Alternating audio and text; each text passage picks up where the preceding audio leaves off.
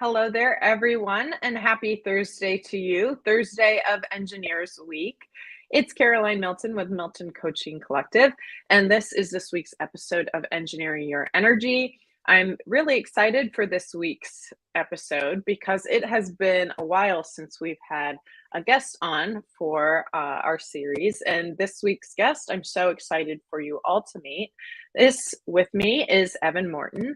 And I am so excited for Evvan to share her story with you as a female engineer and as the Vice President of Biogals, which Biogals is an incredible organization seeking to promote the visibility of women of color in engineering. And I'm going to let you go with it now, Evvan, because you can do Biogals much more justice than I can. So tell us the story of Biogals.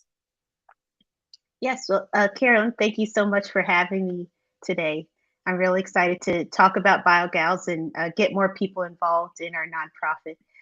So Biogals started with me and my friend Shakira, Dr. Shakira Hobbs.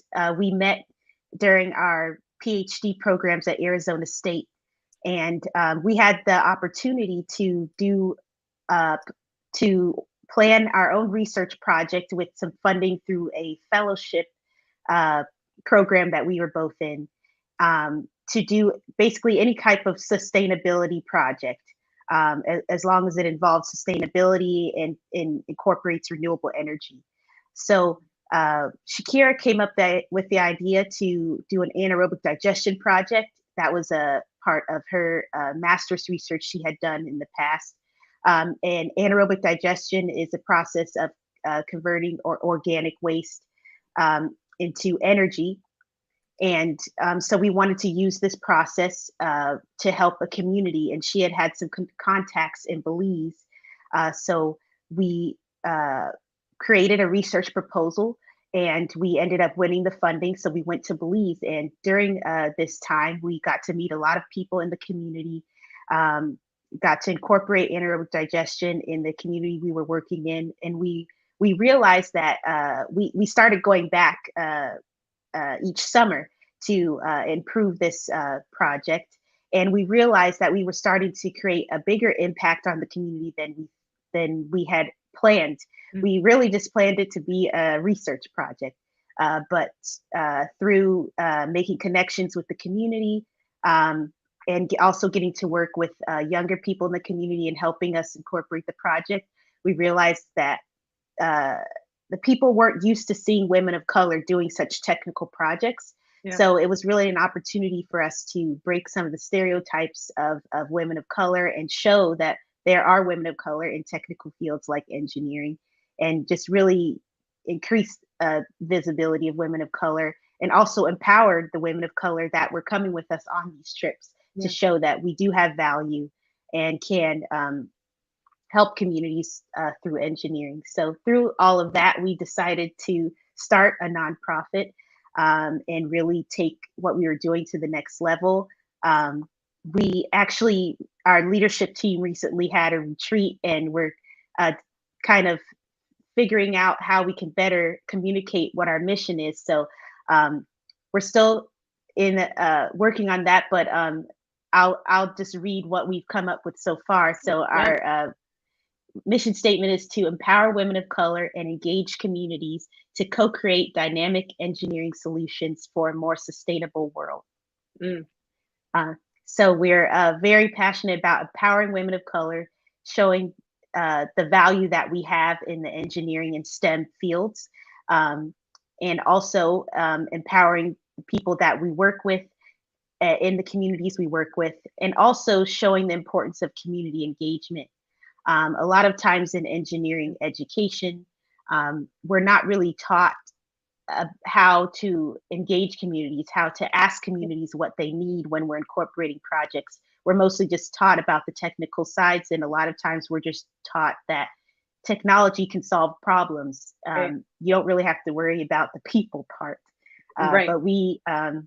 But we've greatly realized that that's not true, that people are important, and we have to make sure that the technologies that we create are serving the people that they're for. So we really value that as well, and also valuing sustainability, which incorporates people, the environment, and economic development as well.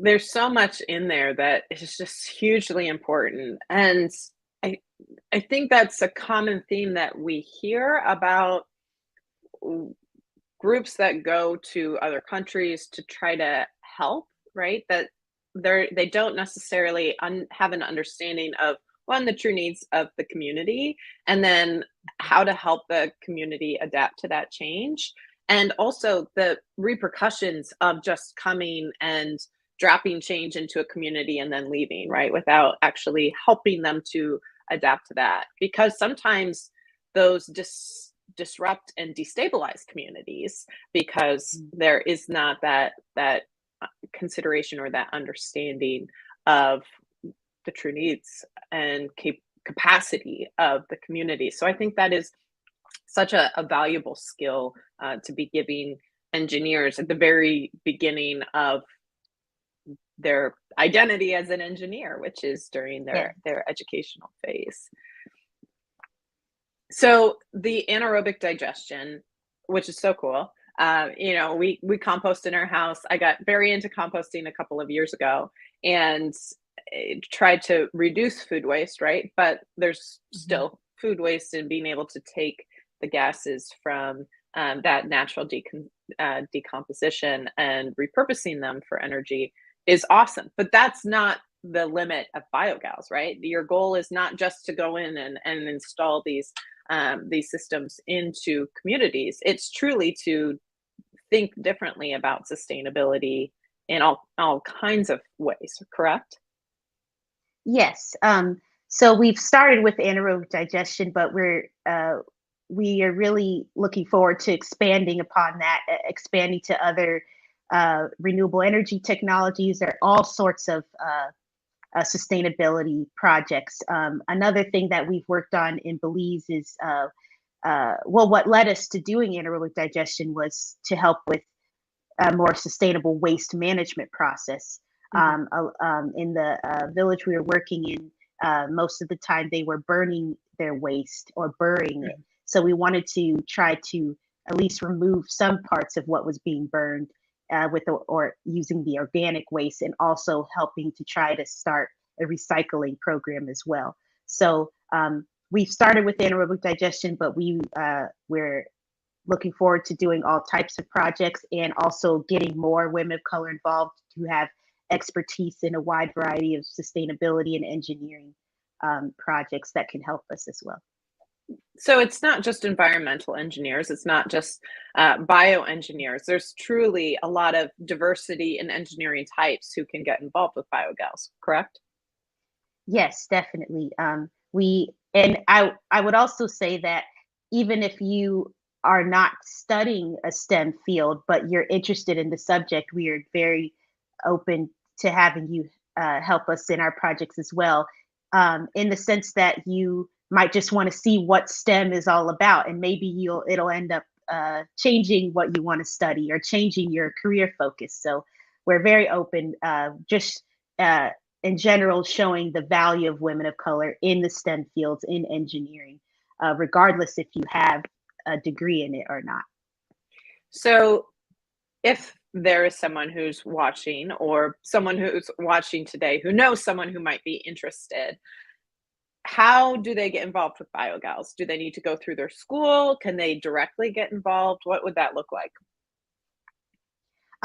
The best way to get it involved now would be to contact us at info@biogals.com. That's our email address. Okay, I'll add Or, that. or visit, yeah, and or visit our website. That's on there as well. Um, we are hoping to possibly start chapters in the future at universities, or in different communities. Uh, but that the best way to get involved now is to contact us directly. We're looking for people to help us on our leadership team, to help us with all types of administrative roles, as well as getting the word out about us to different communities within the United States and abroad. to help us get more partnerships for future projects. But really, any type of skills that you have, if you're passionate about our mission and helping us, we would really appreciate it. We're a small team. We're all doing this in our free time outside of our regular 9 to 5 jobs. So we need help, and we would love to have you involved. We're also starting to build a mentoring program to help students in STEM fields to receive mentorship they need to help them succeed, and to start working on sustainability projects as well. Yeah. So if that's something interesting to you, please contact us about that as well. It's so important as a kid, as a student, even as a young adult, to be able to see people who look like you doing what it is that you dream about doing. And so those mentorship programs are incredibly important. And I love that you're adding that element to the organization. You mentioned you're all doing this in addition to full-time jobs. What was it that got you excited about engineering? Like, what was it that opened the door for you? I'd say when I was in middle school, high school, I really was most interested in science. My best subject, I would say, was English. I find writing is one of my strengths, but I was most interested in science, and I felt that I wanted to, go into a profession that I was actually interested in, not just something that was just because I'm good at it. I want to be passionate about it too. Yeah. So just one thought of, people that are interested in science and engineering, don't just base it on your grades, base it on your passion and your willingness to work hard, because I struggled a lot in math and science, but I was determined to do as my best because that's what I wanted to do in the future. Yeah. So just seeing my interest, and when people were starting to apply for college at my school, I kept hearing about engineering. I didn't really know what it was, but I started reading about it, and was telling my mom my interest. She started looking up like some summer camps and stuff, trying to help me figure out what I wanted to do. So I went to some summer camps and different programs, and decided to apply for engineering programs. I first actually wanted to do biomedical engineering because I kind of wanted to be a doctor, and then didn't want to do that, wanted to do medical stuff. But all through all of this, I ended up getting involved in climate change issues, and that's how I kind of started in this more sustainability area as well. Yeah. But just an interest in science, and learning that I kind of made my own definition of engineering as using science to solve problems and help people. So that's what I wanted to do.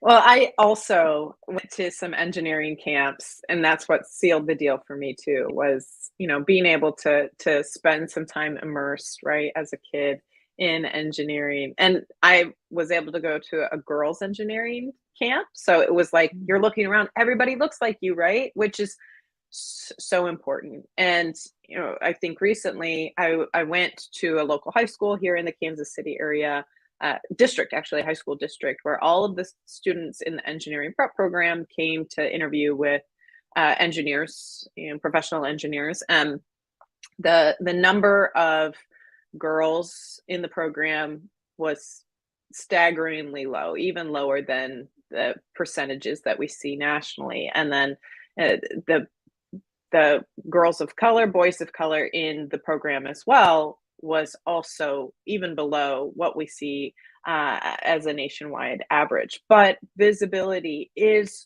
so important, right? When we talked about that earlier, about being able to see yourself in the people who are engineering solutions for everyday life. And that's, again, going back to the mission of Biogals, part of what you all are trying to really help with is increasing that visibility. What's the importance of that from your perspective? Yeah, it is extremely important, and it's something that I actually, I guess, grew into because I growing up, I went to school that was predominantly white. So I was always the only or one of very few people of color. Mhm. And I kind of got used to that and kind of knew that I was gonna be Mhm. just gonna stick out a lot. And so going into college, it was still kind of like that. And I didn't realize how difficult it was, I think, until I got older, especially in graduate school. At first, I was kind of like, I guess this is just how it is. Yeah. But then when I started meeting people that looked like me, I was like, I really started craving that community and realizing how helpful it was Yeah. to, get through graduate school. And especially for those people that did grow up in more diverse schools and then they go to college and then they're the only person in their class, that can be extremely difficult, Mhm. very isolating. So I definitely see from that perspective as well how important it is. It's also um, it's also important for the communities that we work with. So far, we've worked in Belize, and but hopefully in the future we'll get to expand to other countries and also do more in the United States. But um, it's it was a little disheartening to see how some of the people in Belize were so surprised to see Yeah. what we were doing. That like, oh, we didn't know that women in general or women of Mhm. color would do this type of work, or the people that have come to do this type of work were always white men. Mhm. um so it's just kind of strange that you're doing this. And so we just we want to show that this shouldn't be so weird. Yeah. We know that there aren't many of us in these fields, but we are growing. The goal should be that we continue to grow until so that this can become a point where this isn't a weird thing. Yeah. We are just as capable as anybody else, and we want to show that to other women of color, but also to anyone that sees us, that they should be able to trust and know that we can create a valuable engineering project as well as anybody else. Yeah. Yeah. The need to constantly assimilate into your environment demands stress, right? Like it demands energy, like actual energy from your body. And when you consider that, like, okay, well, when you are the only person in an environment that is having to assimilate, then that puts you at a disadvantage for creativity, for problem solving, for critical thinking because of that, just like heightened sense of stress. And the more we seek to um, d- be diverse in the way that we're building teams and bringing in different perspectives and different backgrounds and different ways of problem solving and different uh, disruptive thoughts of how we work, the less the assimilation disproportion there will be. That's probably not the appropriate term, but it's more collaborative, it's more creative, it's more uh, disruptive and innovative. And that's what is so exciting. But we have to have the visibility first for people to say, yes, I belong there, right? I belong in this field. Yeah. I deserve to go and solve these problems and be present in these communities and allow that natural ease of authenticity to flow through as we're problem solving together within the communities. So, like Yeah. the more I understand stress and burnout and the factors that are contributing to that, the more I understand the need for inclusion, the need for diversity, the need for continuing to strive towards better representation and better support for anyone who has faced obstacles in the STEM fields. So I Yeah, love that's your something mission. we oh, sorry. I just wanted to add that's something that's really, really important to us too, is that belonging aspect. Hmm. And not just we hear the phrase like sense of belonging, but I want it to be not just a sense. I want it Yeah, to be that you actually belong, yeah, that you know that you're valued in the field, and yeah, that you're valued. We really want to push that in Biogals, and that stress part that you're talking about like gives me Mhm. flashbacks to grad school of like, Yeah. you don't realize how I don't think I realized how microaggressions and things were really eating at me and Mhm. added so much stress to what's already very stressful. Grad Yeah. school is already stressful. And so we really want women of color to uh, thrive in engineering, in STEM fields. Uh, One thing that keeps me passionate about Biogals is that I have so many friends and colleagues, women of color, that I just hear how much they're struggling, how much they're Mm. kind of surviving and holding on. And I'm helping to create the future Yeah. where women of color can thrive and not just survive. Yeah. Yes. Well, the ABCs of burnout prevention are autonomy, belonging, and competence.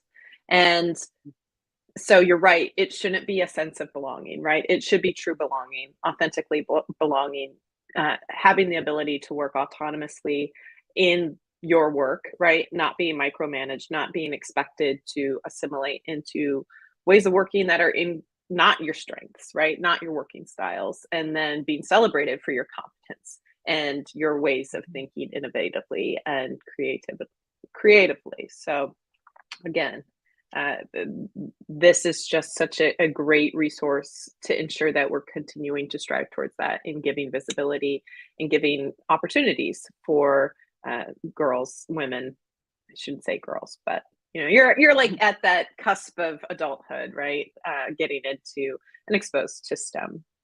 So you've touched on it a little bit, but how is Biogals looking to grow and evolve as an organization? You mentioned the mentorship program. How else? We really do hope to possibly make chapters in different universities or different communities throughout the United States. Start working with doing more in Belize, but also in other countries. Um, yeah, we're really just trying to grow in all senses of the word. Word. Um, we have 5 people on our leadership team right now. We're hoping to grow our leadership team and to really get more students involved in our mentoring program. Some of the things that we did this past year, we bought land in Belize to Oh, cool. create an innovation center. So we're really hoping to raise money to help start building that and to do more in Belize with that center to give a space for women of color to come and do projects, to have a space for brainstorming and creating new projects. Um, just that so that can start becoming our home base of what we do.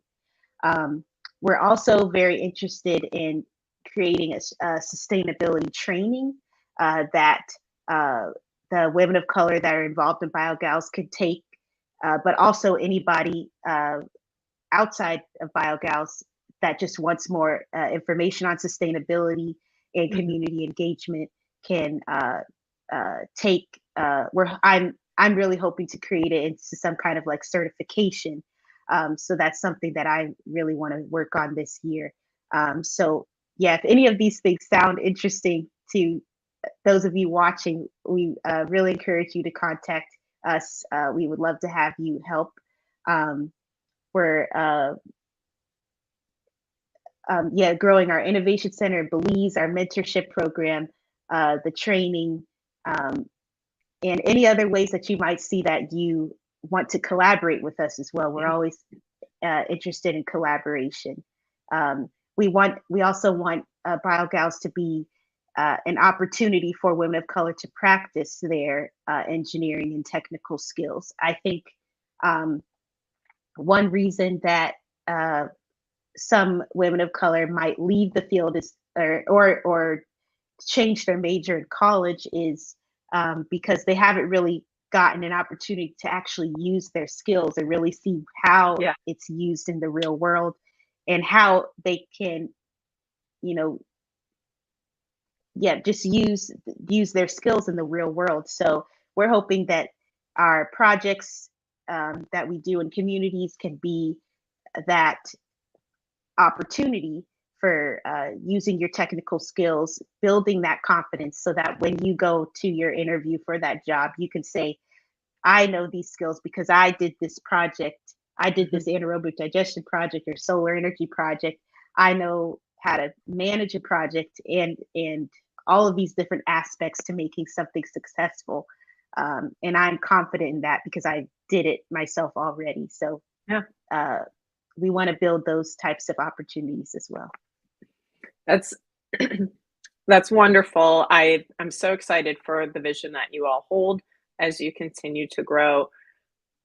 I want to stress again, like the importance of resources for organizations like this and how much they depend on resources. So for those of you watching, if you can get directly involved with mentorship, with projects, awesome, get involved. If that's not your place, donate. We're going to be making a donation today on behalf of Milton Coaching Collective to Biogals, and we ask you to join us in donating towards this organization because resources are always in demand as you have such exciting vision for the future of building that center in Belize and then continuing to equip young women in STEM and in engineering towards stepping into the field and being successful in the field. So the website is here on the screen, www.biogals.com. Did I capture that correctly? Yes. Okay. You can go there to learn more and to donate today. Thank you for being here with me today, Evvan. It has been a joy to learn more about you and to learn more about Biogals. And again, I love the organization. I think what you're doing is awesome. And so I'm so excited to continue to bear witness to all the things that you do. Thank you so much for this opportunity. Thank you. Yeah, of course.